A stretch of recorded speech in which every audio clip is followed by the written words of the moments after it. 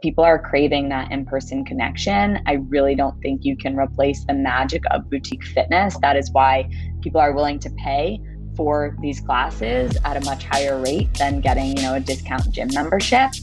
That's the magic we built the business around. Welcome to this week's Escape the Limits podcast. Today, we're speaking with the Director of Industry Development at ClassPass. For the first time, our guest reveals data insights from the 40,000 gyms and studios in the ClassPass network and the trends that developed within the market before, during, and after the height of the pandemic. In our interview, we also discuss which in-person fitness and wellness experiences are most popular right now, what makes the ClassPass model so successful, what is the number one location you do not want to build a gym post-pandemic, and what trends can we expect to see through the end of 2021 and beyond. So please welcome the Director for Industry Development at ClassPass, Ms. Shari Castelli, to the Escape Your Limits podcast. So Shari, welcome to the Escape podcast, and thank you very much for agreeing to do this interview today. Awesome. I'm so excited to be here. Thanks for having me. It was, I happened to be looking online, I think it was maybe on LinkedIn, and I saw some people sharing some interesting data on what's happened in the industry. And I connected with a colleague of mine, you may know, Emma Barry, and I said, look, do you know anyone at ClassPass? Because I'd love to talk about some of the findings, because a lot has obviously happened in the last 18 months, and getting useful data is quite difficult. And by all accounts, it seems that you guys are sort of, particularly good at collecting a lot of data about what's happening in the boutique space. Yeah, absolutely.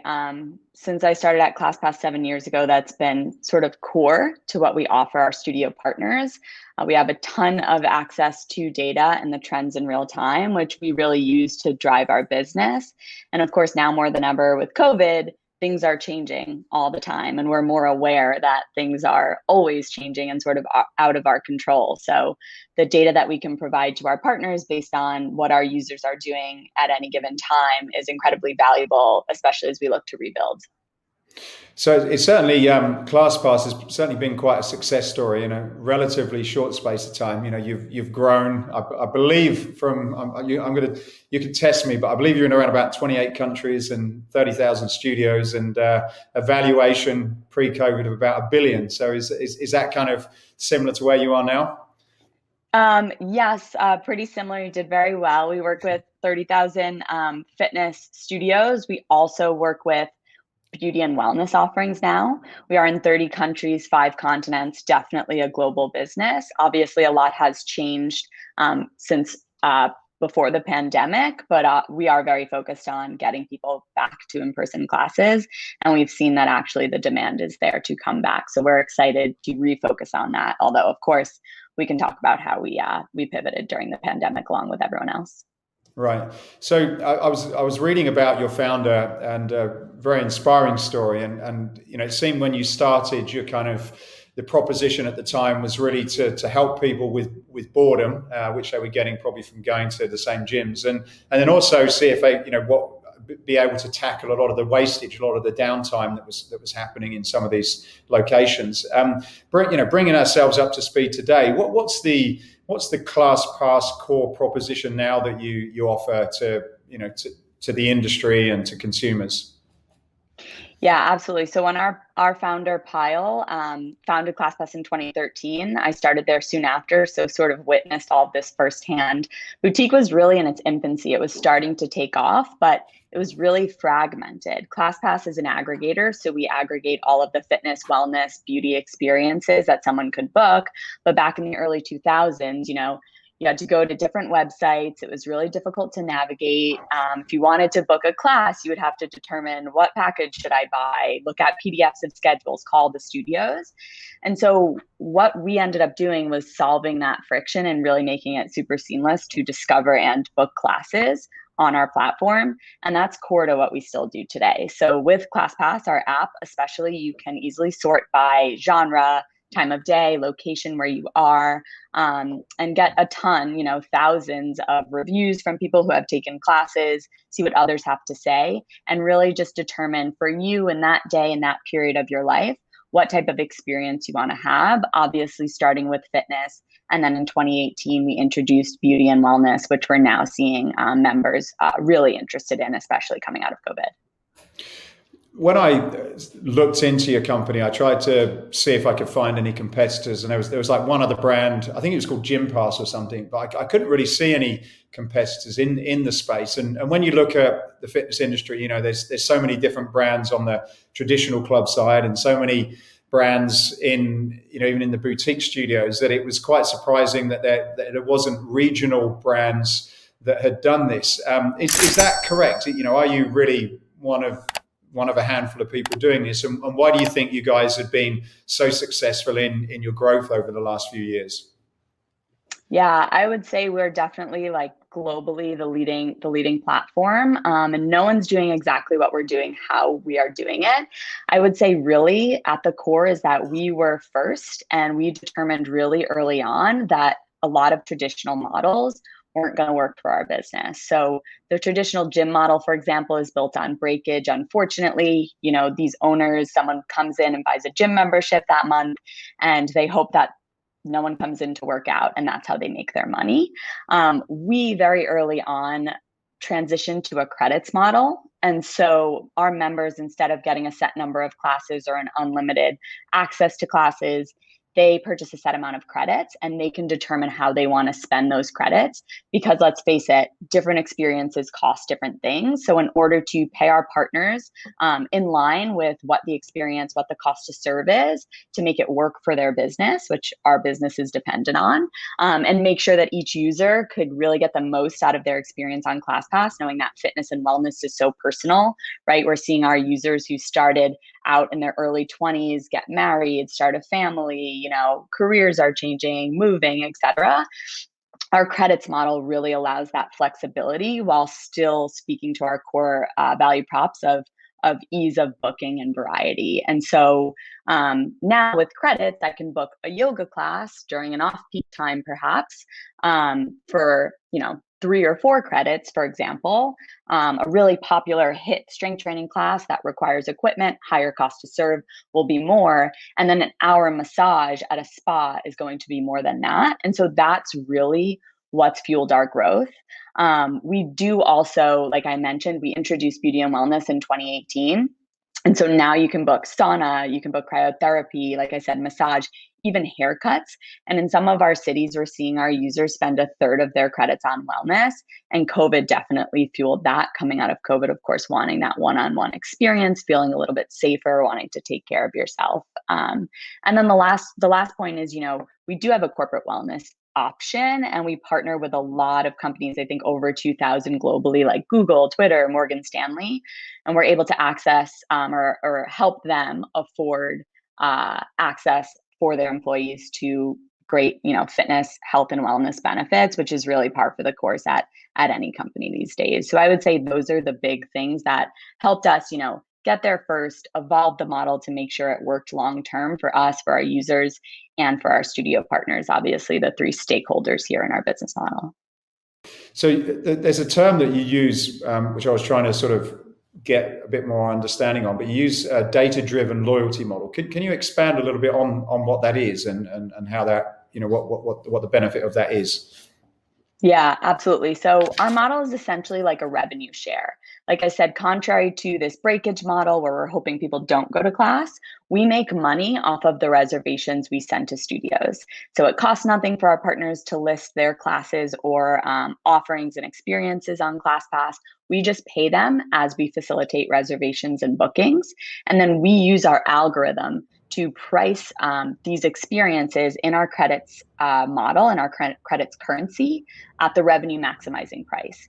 And core to our offering as well is that, I think you mentioned this earlier, we are only looking to access those spots that would go unfilled. And so, pre-COVID, I think the industry average, of course, this is different for different brands.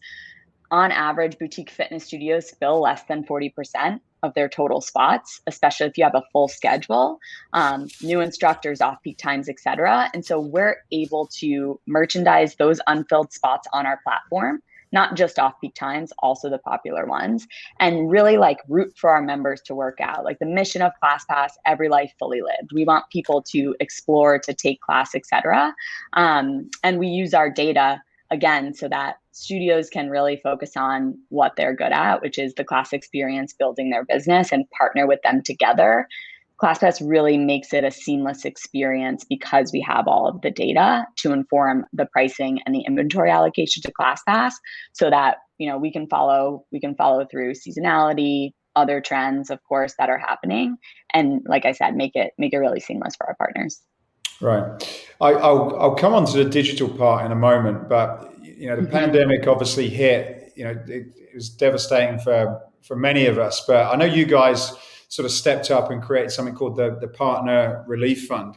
Can you sort of expand on what that is and how that works? Yeah, absolutely. So we pivoted immediately, almost like everyone else, but very quickly when COVID hit.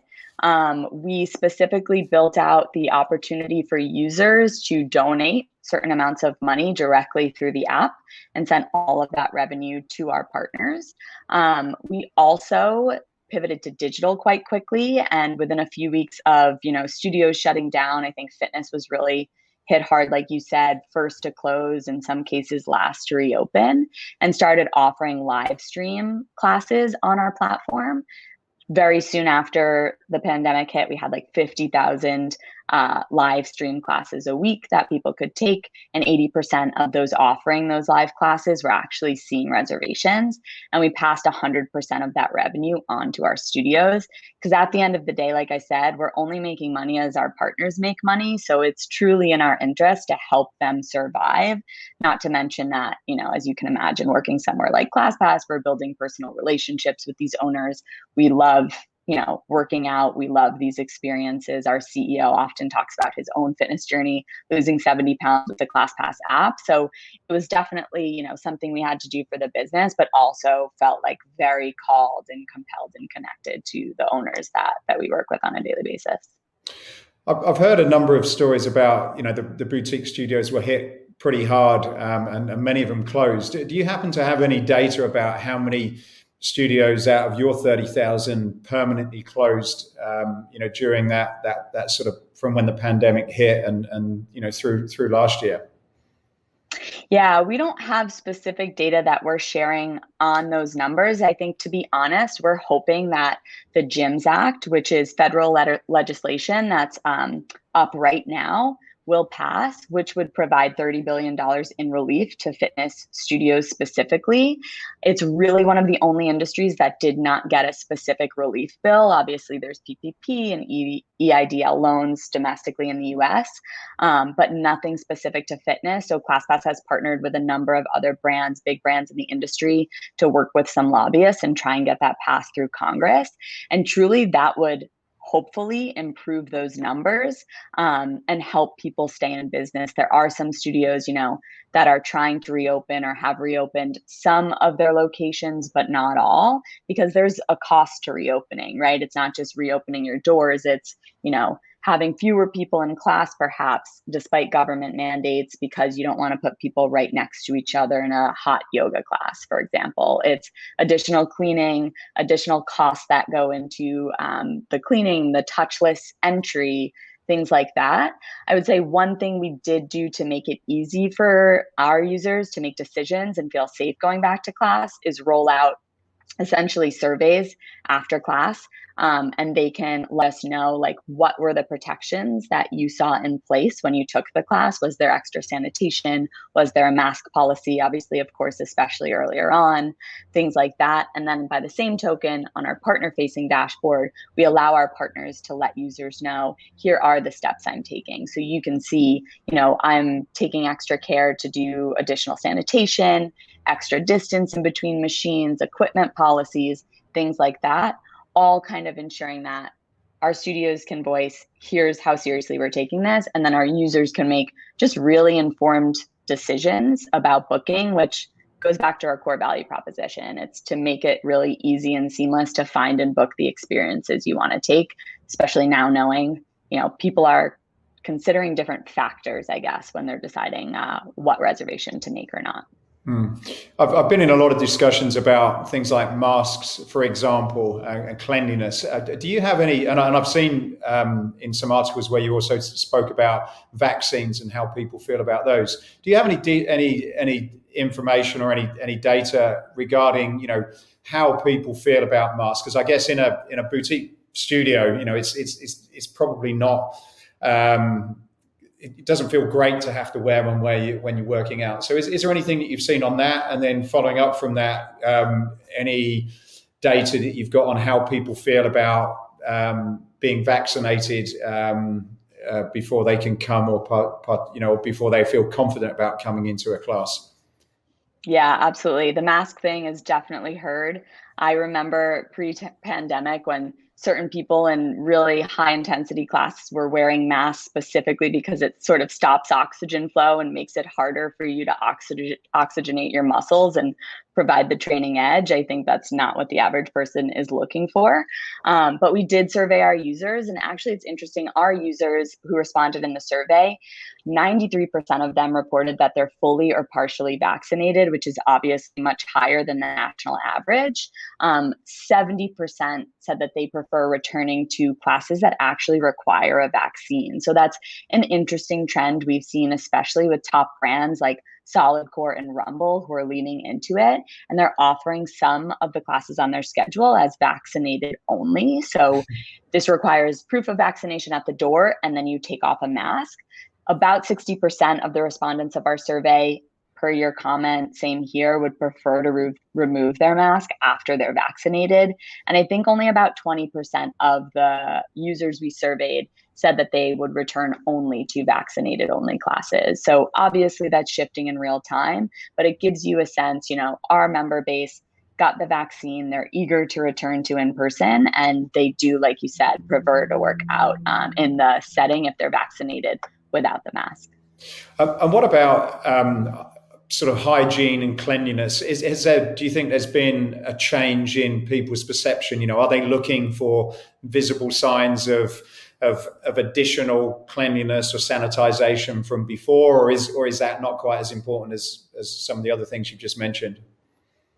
Yeah, I think people are looking for that always, and it is really personal, but it sounds like from our users, what they've told us, they are protecting themselves through the vaccination and then really eager to return in person. Obviously, a lot of the partners I've talked to are investing in this extra sanitation. It's also sort of a protective mechanism for the future, right? So obviously we hope that this is a one-time scenario, TBD on how long it will last with different variants. That's why, the vaccination perhaps is the way forward if you want to completely eliminate the risk.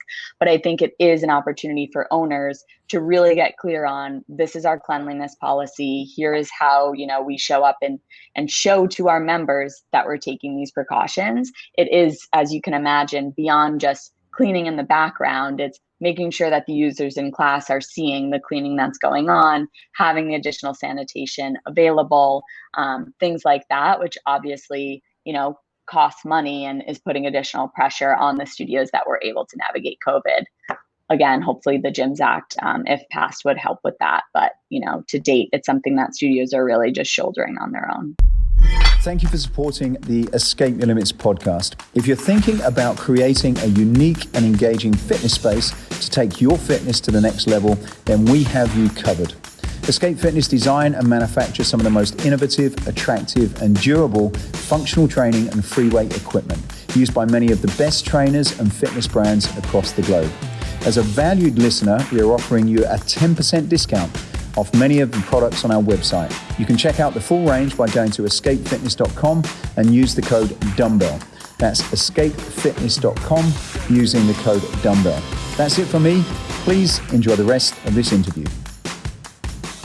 One of the things that I've heard and I regularly talk about really is in terms from a traditional gyms, how many people are coming back as a percentage as it relates to pre-pandemic. And, there seems to be a range from around about 60 to sort of 80%, not some exceptions are getting everybody back, but there's a lot of people seem to be, there's still quite a way to go before they're in those pre-COVID numbers. Do you have any data from from the boutique studios, and I know it's probably going to be different by country as certain, like the US has been open for a while and the UK's only just open. But do you have any indication in terms of what percentages that people are achieving in the studios? Yeah, it's an interesting question. And like you said, it is so specific to location. And it was really, gut-wrenching, but also interesting to have the global perspective during the pandemic of seeing which countries responded the quickest, reopened, that second wave, that third wave. Some of them are still in it. Certain counties like LA, they're back on a mask mandate, regardless of status. So it's always in flux. And we don't have specific percentages, this percentage of our users are back, because we are so hyper localized in all of these markets. But I would say that we have a lot of data on comeback trends. 9 of the 10 most booked experiences right now on ClassPass are in-person experiences. And those that are going back are like coming back with a vengeance. It's really encouraging. Of the users that return to class, their usage on ClassPass, so how much they're going to class, is actually 10% higher than it was in the same month before the pandemic in 2019. And that's globally. In the US, it's actually 13% higher. And you mentioned the UK. The week in May that the UK started offering group fitness in person again, ClassPass saw a 600% increase in memberships in the UK. And so that's definitely a trend that we're seeing. People want to get back in person, regardless, kind of across the board. Right. Another interesting observation that we're seeing is people are not necessarily going back to work or back into the office, and so people are, let's take a city like New York or London or somewhere like that, where people probably travel into the center, and a lot of the concentration of boutiques have historically been around there. Have you seen any changes in terms of the sort of locations where people are going to work out now post-pandemic? Are you seeing some of the sort of more suburban types of locations are becoming quite popular at different times than what they were before, or any kind of geographical observations that are worth talking about? Yeah, it's a really interesting question. For me, I'm really focused on this topic specifically as we look to rebuild the industry. Pre-pandemic, you can imagine, like, take New York City, the mecca for fitness. There was always more demand than supply. It could support, we had over 1,000 studio partners like in the New York metro area alone, and constantly growing. And that was just fitness before we even introduced wellness. I would say that question has an answer that's going to continue to unfold. And it's interesting at ClassPass to sort of be at the cross section of that, because we know, not just where someone is searching on their app. Are they searching for a boxing studio in Flatiron during this time? We also know sort of where they are when they're searching. And so whereas before we could see, okay, FiDi is less popular, people are searching there on their phones, but it's because they work there. They'd actually prefer to take a class more where they live in the residential areas of the city. And so you would see sort of fitness studios evolve in that way. We never really reached high density in the financial district, for example, in New York. It just didn't work out. A lot of people who worked there worked long hours, and so they were more going on weekends, things like that. Now we're seeing, to your point, who has left the city. It's also interesting to think about. ClassPass started in 2013, like I mentioned in the beginning.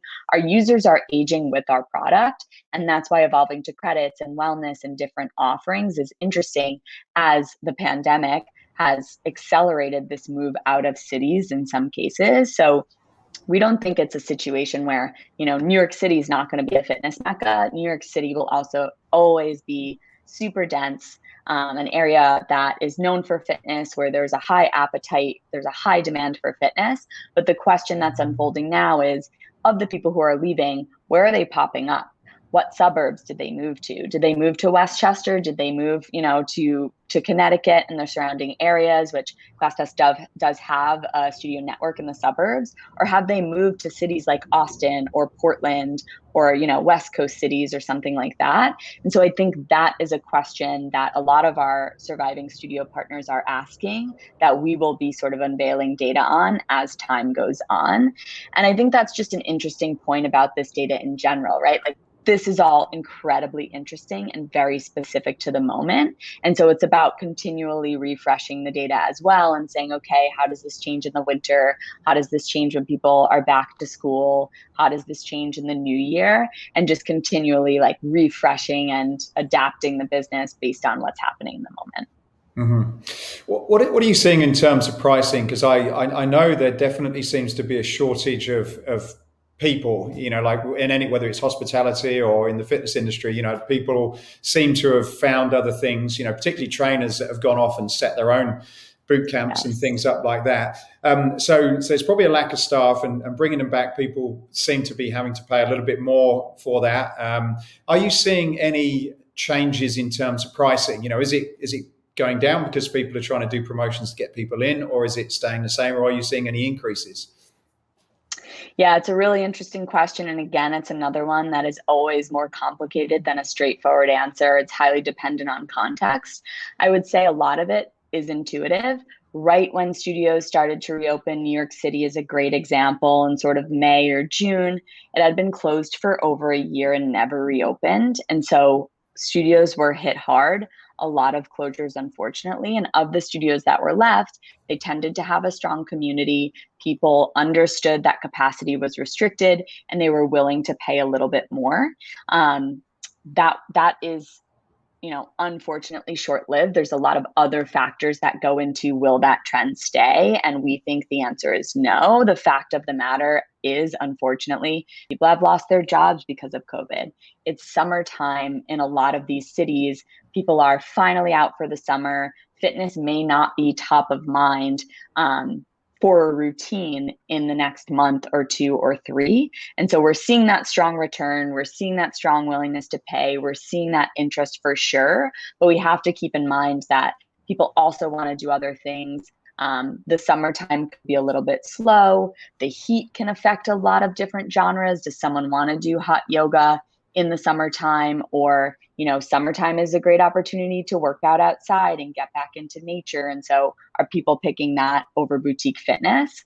That's why we just always default to, revenue maximization through algorithms. So we can make all of these assumptions. Super interesting to kind of see what the trends are. But at the end of the day, our algorithms price in real time. Our algorithms read historical fill data and they compare it to what current fill is, and they will release more spots in classes. If fewer spots are being booked, they'll price them higher and release fewer if they're in higher demand, because willingness to pay goes up. And by sort of following the trend in real time without actually having to take action, we know that we're revenue maximizing at any time, and we'll be able to follow that curve. So perhaps in the fall, when people are coming back, we'll see what the trends are, and it will automatically sort of adjust on ClassPass. At the end of the day, we show users different credit prices and they tell us what they're willing to pay. Obviously, our goal is to revenue maximize, but user behavior is, human behavior. It's a huge piece of the puzzle here. Mm-hmm. I was interested to see in terms of how what people want now before the pandemic and after pandemic. Now, I know you've got two sort of different types of, let's say, classes. You've got kind of more fitness, and then there's the wellness stuff. So if we just start with fitness, have you seen any changes in terms of what people are interested in, or what people used to be interested in the pandemic, top 3 or 4 types of workout? And then has any of that changed post-pandemic at all? Yeah, absolutely. So I would say we just refresh, and it's interesting. Strength training, which has always been popular at ClassPass, is at the top of the list of our top 10 sort of experiences that people are booking. Like I said, 9 out of 10 are in-person experiences, with the one exception of live stream yoga. I would say strength training, going back to that, always popular, more popular now than ever. We know, you've talked about this on the podcast at length. I'm sure it's great for body composition. It's great for aging. It's really practical. As people age, if you can do a squat really well, you can pick your kid up off the floor. And if you can deadlift, you can carry heavy groceries or moving boxes, things like that. And so people are excited about that and often don't have the equipment to do it at home. That's certainly a trend that we're seeing. 2/3 of people surveyed said that they want to return to in-person because they don't have access to the equipment that they need to have a great workout at home. So, strength training, indoor cycling, Pilates, bar, even boxing, those are in the top 6 genres we're seeing, all requiring great equipment. I don't have to tell you how important that is for sure. Yoga is interesting. So yoga is on the top 10 list twice. It is in-person yoga is in the second spot. And then live stream yoga is the only not in-person experience that's in our top 10. I would say pre-pandemic on ClassPass, yoga was always popular. It's a really popular option for people brand new to fitness, which 50% of ClassPass members are brand new to boutique fitness specifically, haven't booked a class in the last year. And it's a really easy entry point. You go at your own pace. I think people are starting to come back to in-person yoga specifically because maybe we've created some new yogis during the pandemic and they want to have that in-person community building aspect now that they can actually have it in person, which is really cool. And then, we've surveyed our users just in terms of why they want to come back in person and have really interesting things to share there as well. And is there any that have dropped off of popularity during that period? So other things that people are not quite as keen on? Yeah, I wouldn't say anything necessarily has dropped off in popularity. I think something like running is being booked less on ClassPass. Again, thinking of the time, spring, early summer, being able to do it outside. But something interesting is that wellness experiences. So massage is actually in the top 10 booked experiences right now for the first time, which makes sense. It's, relax, decompress. People want to come back because, 60% of the users we surveyed said that they want to come back in person because it's good for their mental health. And I think there's this idea of self-care. We're seeing massage, sauna, and cryotherapy specifically booked, the most popular wellness experiences. Taking care of your body doesn't just mean working out. It also means these recovery modalities that help you come back the next day. Could also pull yoga back into that. So yoga being there twice. It's, yoga at its core is also a meditative practice. It's a breath practice. So people are drawn to those things more than ever versus before. That said, people also want to come back because you get a better workout in person. It's true for me. Our users seconded this for sure. I think over 80%, I think 81% of users said that they push themselves harder in a class when it's in person versus live stream. Makes a ton of sense. You can't turn your camera off. There's, Netflix isn't calling you to the couch, stuff like that. Then there's factors like instructors. We've always known that this is a huge part of what brings people to class. 74%, I think almost 75% of people said that instructors, the encouragement, the motivation, and specifically the direction, the form correction is what is pulling them back into in-person classes. And so that was a huge trend that we saw sort of across genres as well. Right. I know boutiques generally are seen as a trend amongst the younger millennial group. With people's perception about fitness and wellness changing over this period, certainly people now are way more conscious than what they were of their health and wellness. Are you seeing any changes in terms of the type of, the sort of demographics that are getting involved in ClassPass and studios that have changed over the last sort of couple of years at all? Yeah, it's interesting. I mean, when we first started, again, our model was really different and it really facilitated a younger ClassPass user, honestly. We had this unlimited model, like I said, we've since pivoted so that we're revenue aligned with partners. But in that time, boutique fitness was really something that was more expensive. It was inaccessible for the majority of people. I personally, started at ClassPass in my 20s. I'd never done boutique fitness before. And since I booked thousands of classes, but I knew that it was expensive and really not something that I could get hooked on, ClassPass really brought those people in. And then by bringing them in through the ClassPass journey, they've aged with us. So, the demographic is getting older. Of course, we still attract really young people into boutique for the first time, but they're aging with us. They're earning higher income, they're higher educated, etc. And an interesting, I don't don't have necessarily percentages on this, but over the years, I've often heard, because ClassPass facilitates variety and flexibility, our users tend to be people with more flexible schedules, perhaps younger people. This was especially true before we introduced wellness and credits, but also that older retired population. They also have more flexibility. They want in-person experiences. And I think now more than ever, like you said, people are focused on their health. Without your health, you don't have anything. And so there is, I think, a lot of opportunity to bring people together on the older side of the spectrum as well. And really to kind of couple that data, if we're seeing people search for different types of classes, that's something we can action on at ClassPass.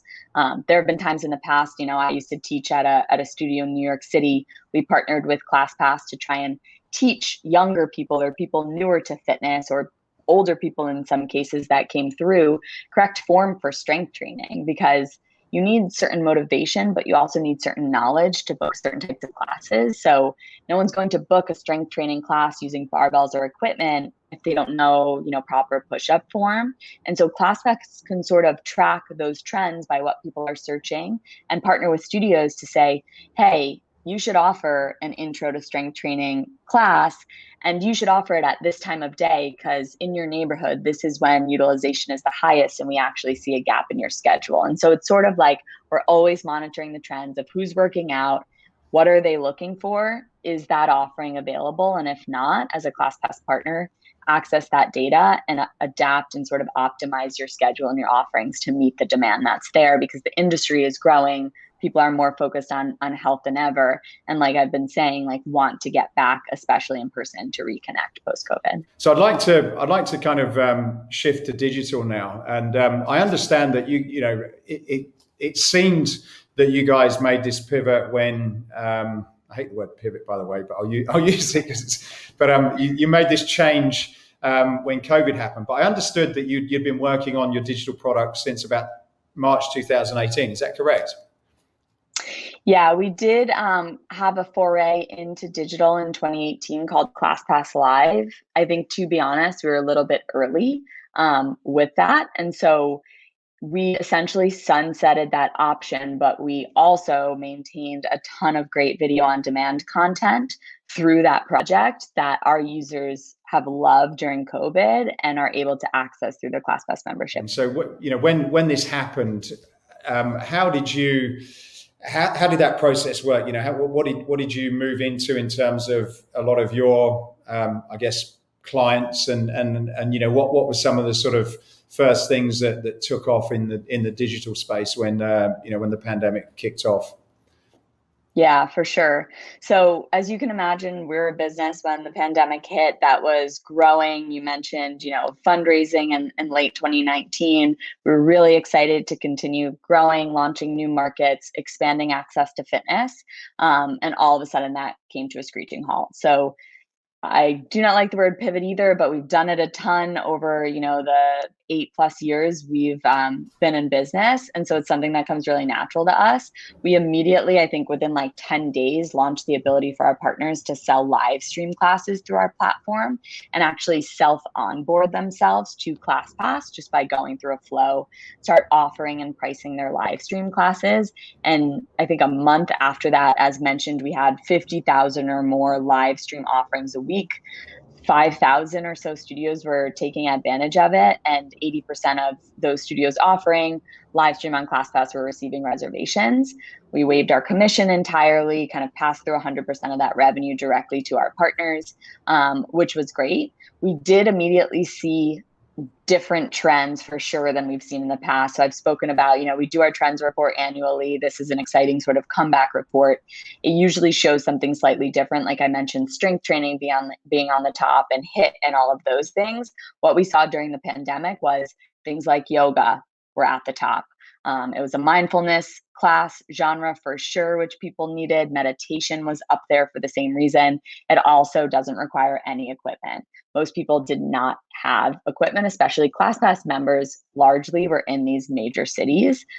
I used to do P90X in my NYU dorm, you don't have a ton of room, you can't be jumping, like people were not used to working out at home. So yoga was the clear favorite. We also saw trends actually like lunchtime was for the first time, 12 p.m. noon, the most popular time to work out during the week. People needed a break, like morning, noon, night, what was time, everything was blending together. And so we saw lunchtime as the number one spot.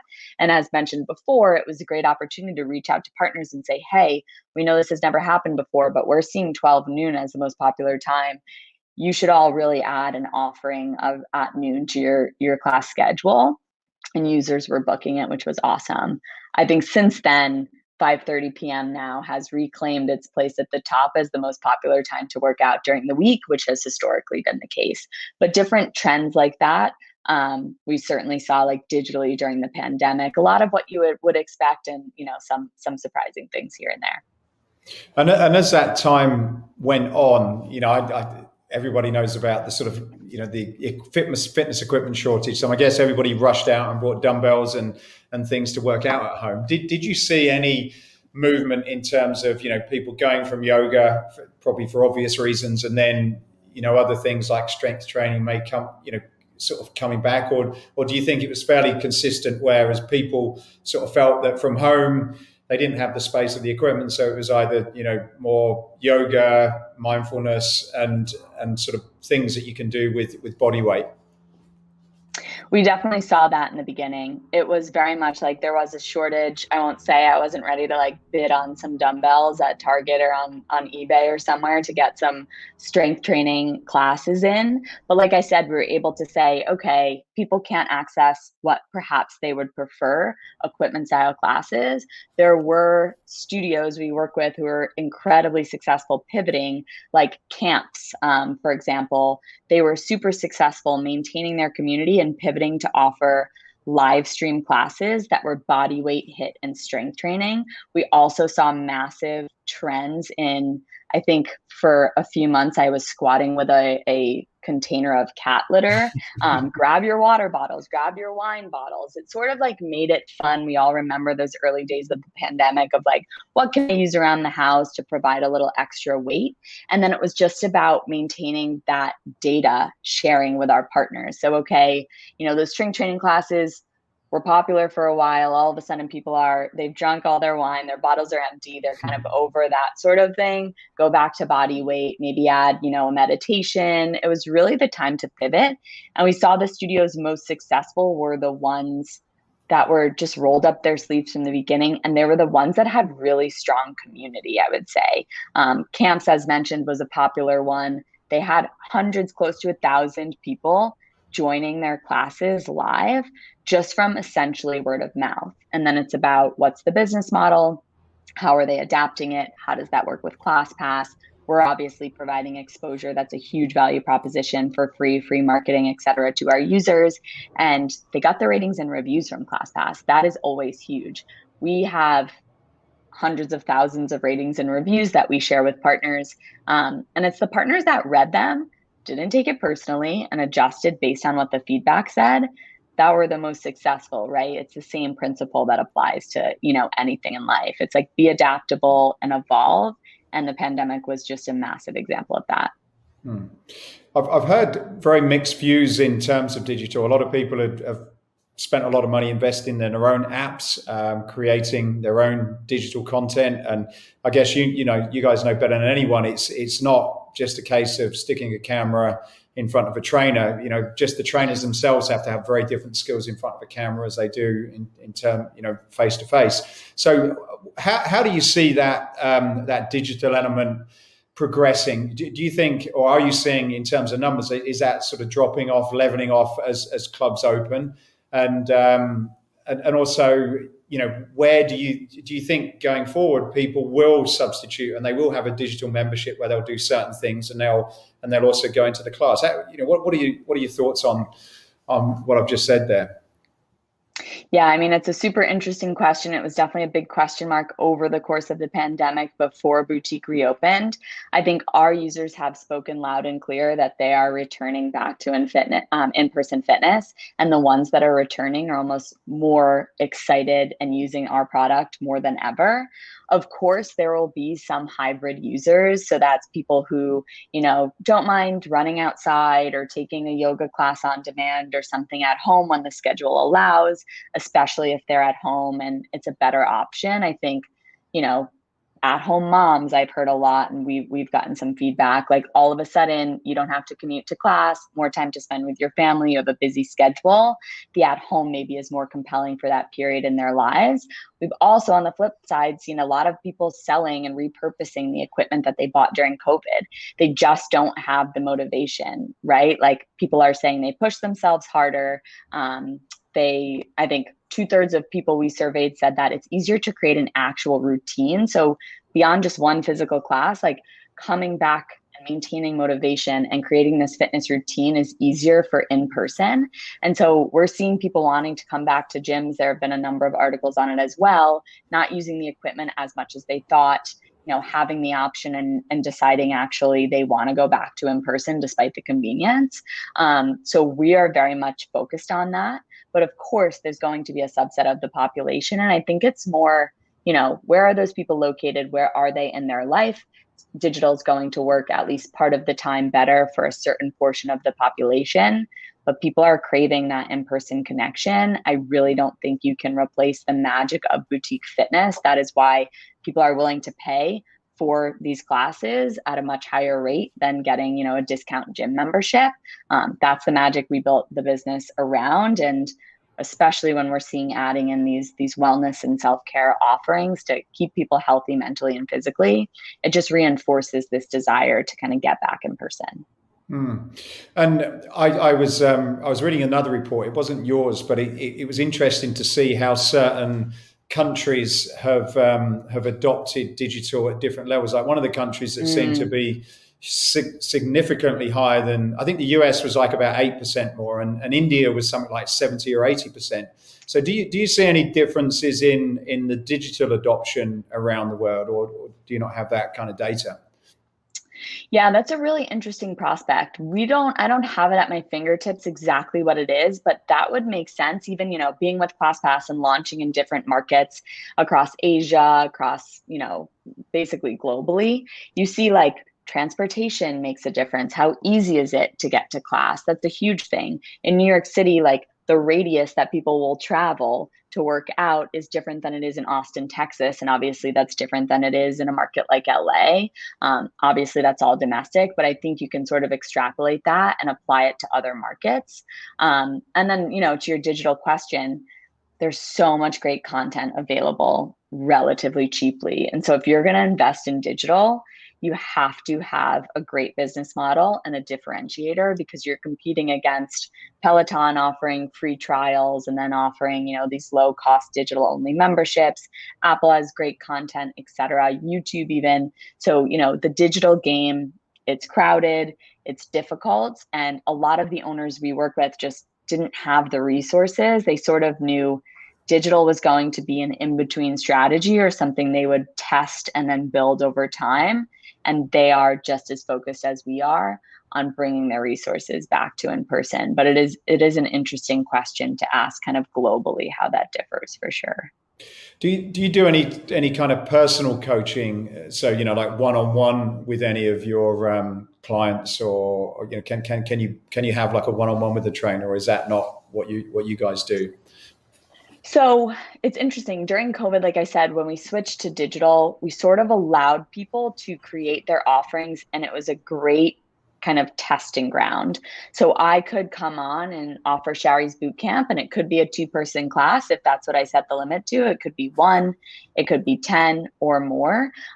We did notice that live stream kind of got the most repeat visits. It was really the most compelling. And the key there was being able to see everybody on the screen. And so those lower capacity classes did well. So the short answer is yes. I would say, that said, it's really hard, especially especially during a pandemic when many people, like their income changed, et cetera, to price it appropriately to make something like personal training, the business model, work for the provider, the trainer, or the studio. The cost to serve in one-on-one depends, you're pricing an hour of your time. You're really relying on someone being able to like pay the amount that you need to make it worthwhile. And so that was trickier, but we did see sweet spots in small group training where people were still able to have everyone on the laptop, correct someone's form, say, hey, what are you doing over there? And like people, of course, like I said, like want that one-on-one direct correction and motivation. So I'm going to move on to corporate. I know this is another area that you guys are involved in. I didn't realize the size of the corporate wellness market. I've sort of read it's a $51 billion market. So it's a very interesting space, certainly from a financial perspective. What are you seeing has been important in that sector before and after? Because I know, I think it was on one of your reports, I believe, that 70% of people, of employees said that fitness is the most valuable benefit that they could have. But with people not going into their offices or their office fitness spaces, and maybe not having the equipment from at home to do that sort of thing. Have you seen any changes in your sort of corporate fitness model? Yeah, so we actually didn't change the model in response to the pandemic. It's also a model that is aligned to really suit the partners that we work with. But we kind of doubled down on it during COVID. I think just like COVID perhaps accelerated people leaving cities who might have left on their own, it also accelerated HR and different companies realizing we need to offer a really great health and wellness benefit to keep our employees motivated, especially staying home all the time, and keep them connected.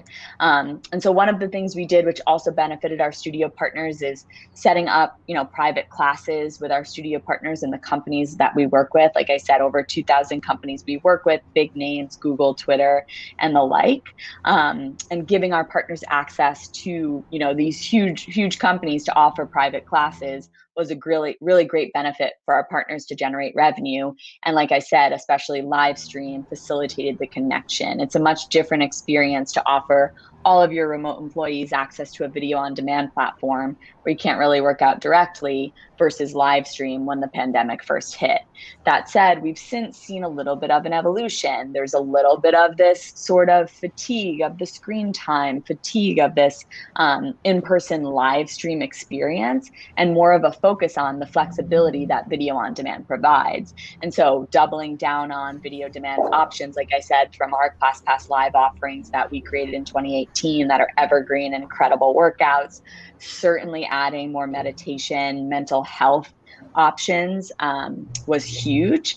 And I think what we learned from companies we work with is that 80% of their employees said that fitness activities were crucial for them to establish like this healthy work from home routine to get them out of their desk, walking around the block, but also like moving in class, maintaining strength. And we know that's connected sort of to productivity and everything else. Yeah, how do you? Because I guess a lot of people I speak to are kind of sick of looking at screens, and they're on Zoom most of the days. And I suppose having your fitness on a screen as well seems to be like, oh no, not. I just want to get off my screen. Do you think is that something that I suppose in terms of your corporate model, it's really about trying to get people back into studios, and are there any challenges with that? Due to the fact that people are probably not going into cities anymore. Yeah, 100%. I couldn't agree more. I mean, when it comes to my own routine, the idea of doing a workout on a screen, like I would rather do anything else. And our users agree, right? Like they are excited to go back in person. But it is a challenge, to your point. A lot of companies now have flexible work from home policies. And I think that reinforces the value proposition of ClassPass, which is we are a global offering. We are also national, right? So we are in a variety of cities. Certainly any major city you're going to be in, there's ClassPass memberships and offerings there. A lot of corporate wellness the criteria used by HR companies to offer corporate wellness benefits to their employees includes like, what is your coverage? And ClassPass's coverage is massive. And that is always, a check mark for ClassPass when someone's evaluating, is this a corporate wellness benefit we want to offer? But we also have those digital offerings. If you do have a busy mom, or you do have someone who just doesn't feel like traveling or doesn't feel safe, I think going back to allowing our studio partners to say, this is our policy, here's what we offer, so people can compare and contrast. And no one's surprised when they walk into class to know, like, oh, you don't have extra distancing. Like, we let our partners update their venue pages, update their sanitation policies, et cetera, on ClassPass to represent what they're offering. Because at the end of the day, there is something for everyone. And the problem we solve is matching the right experience to the right person, depending on what they want. And then again, those team classes are huge. So if you are going to do in person, I'm much more likely to book. I mean, if you're going to do digital, I'm much more likely to book a digital class if there's some sort of hook to make me come, which might be live stream with my colleagues or something like that. So I can see as a sort of an entrepreneur listening to this, there's clearly a lot of shifts that are happening. There's clearly a lot of new problems that have not yet been solved in terms of people's working habits, where they live, where they've moved to. How or can some, if I'm a sort of a boutique studio owner or boutique chain, is there ways where they can work with you and with the data that you guys have obviously got to say, well, look, actually, on a corporate side, there's some great opportunities around here, and from an individual side, we're seeing people are moving over here. Can they sort of partner with you to get that information to say, well, over the next few years, in terms of our expansion plans, we're going to kind of go where the people are as opposed to where they've been? 100% yes. And that is something I'm personally focused on at ClassPass. We've always been focused on it, but I think the stakes are higher than ever for the entire industry. And so one of the benefits of partnering with ClassPass, obviously, it costs nothing. We send revenue as we, send reservations to your studio. We're providing exposure and all of that.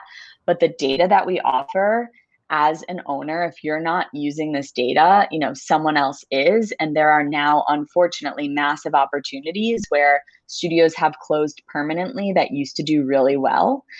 So we can pinpoint what those studios are, how they did prior, obviously keeping everything anonymous, but just noting, reservation volumes, utilization in this zip code, this area was really high. We've seen these closures.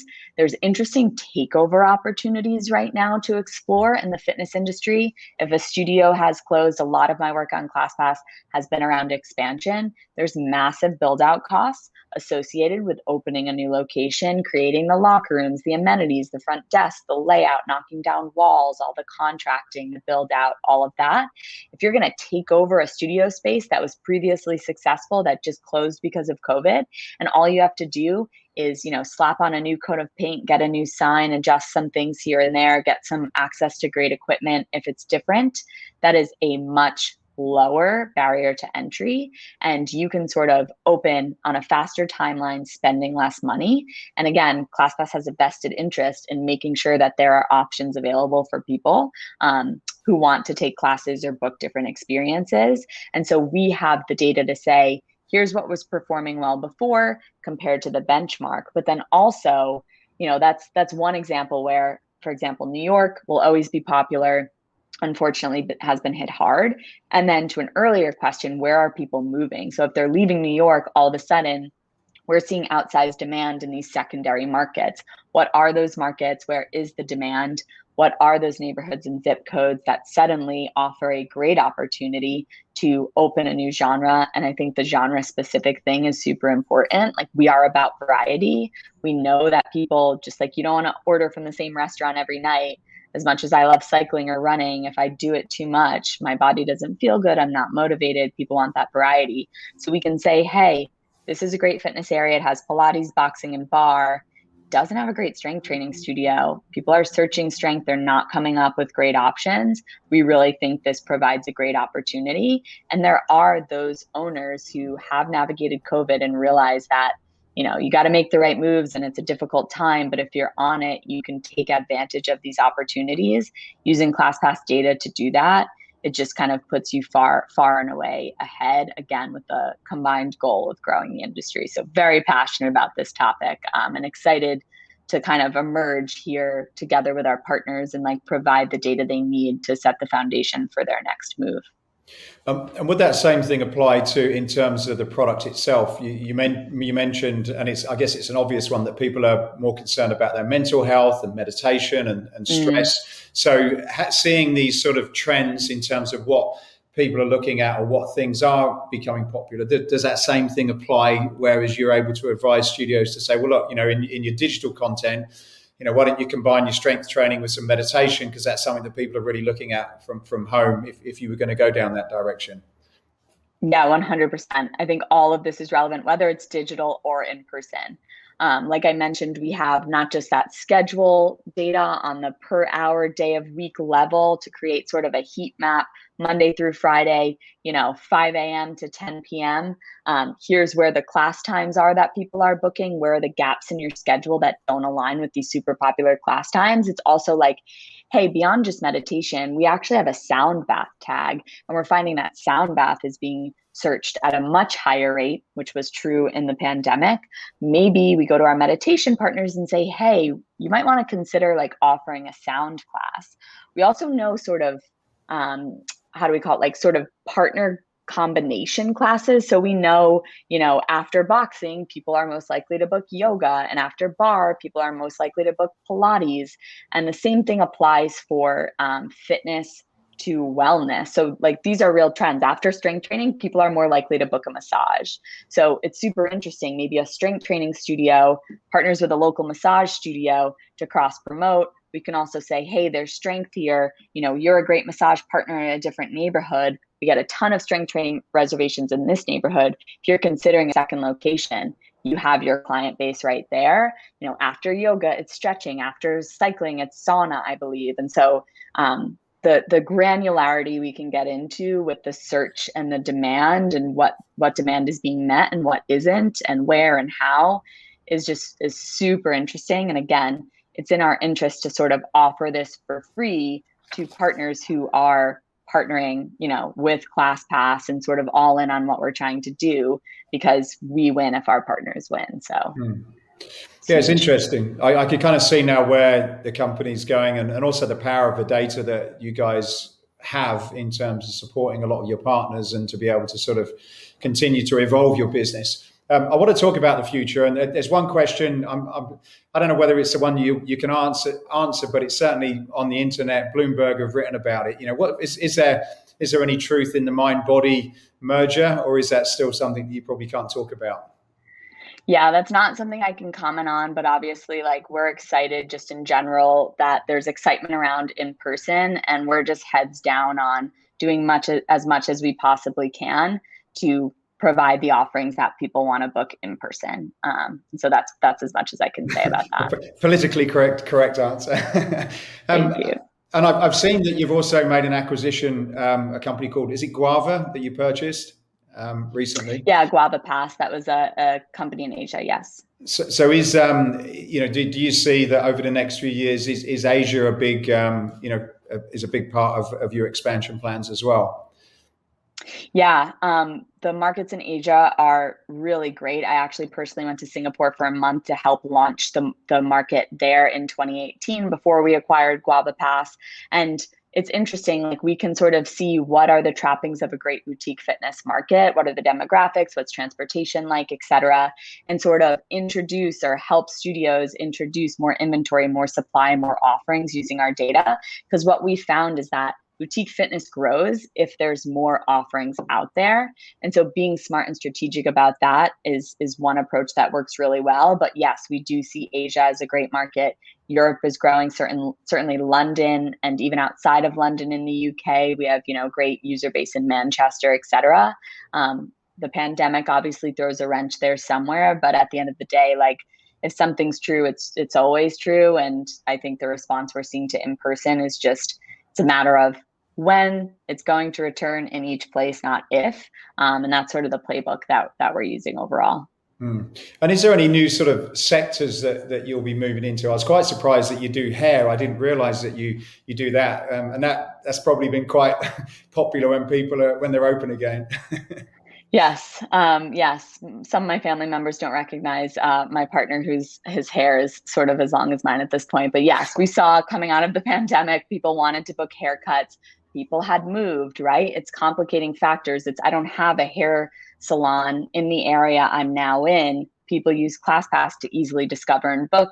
Ratings and reviews make it really easy. Like I said, the sanitation and mask policies are right there. Instead of going to a variety of different places to get this information, we're all about aggregating. And so it just makes sense. I think in terms of beauty specifically, which is sort of different than wellness.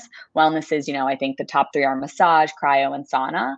For beauty, it's actually pedicure, manicure, facial. And then introducing haircuts is just a natural evolution. It's all about filling those empty spots, generating revenue, getting people back in. Like fitness it's not like we're selling Netflix on the couch, right? It's a barrier to entry. And so, over the course of people's lives, their motivation wanes, their family situation changes, their ability to commute changes, their disposable income changes. If someone would have left ClassPass because they're not motivated to work out, they get injured, they're pregnant, but we can keep them taking care of themselves by offering massage or sauna or something like that, they're much more likely to just get back into fitness because it's a click away. It's not a brand new membership where you leave and you have to come back. And we know fitness is hard, it's personal. And so just adding these other experiences, again, like our vision is every life fully lived. So you can imagine beyond wellness and beauty, what the future could hold is really, the most valuable resource we have is our time. How can we make it easier for people to find these soul nurturing experiences and book them? And then again, leave those ratings and reviews and invite friends, things like that. So other people can sort of have the same experiences if they're called. Excellent. So final question, Shari. I'm sure that this has opened up a lot of questions for people, particularly on the data side. So if anyone wants to get in touch with ClassPass specifically as it relates to some of the things we've spoken about today, who is it that they need to contact and where would they go to be able to have those types of conversations? Yeah, we would love if you are a studio owner and you want to partner with ClassPass, you can go to classpass.com/partners, get in touch, get on the platform there. And then if you're an existing partner, again, you can go to basically the same website, log into your partner dashboard and talk to our account management team there about how you can start to leverage some of the resources that I talked about so that we can rebuild the industry and get people back to class and back to appointments. Fantastic. Well, Shari, thank you very much. I've certainly learned a lot in the last 60 minutes, and I appreciate you taking the time to share this with us and everyone who listens to the Escape Fitness podcast. So thank you again. Amazing.